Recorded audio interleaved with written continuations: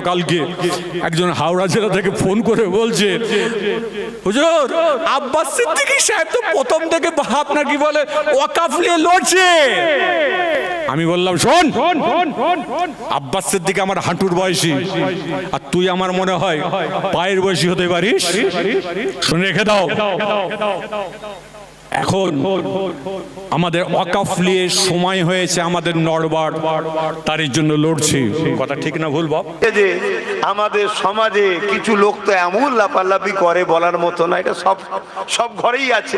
আমি শুধু বলছি না যে আমার বা অন্য করে বলছি না, সব ঘরেই আছে।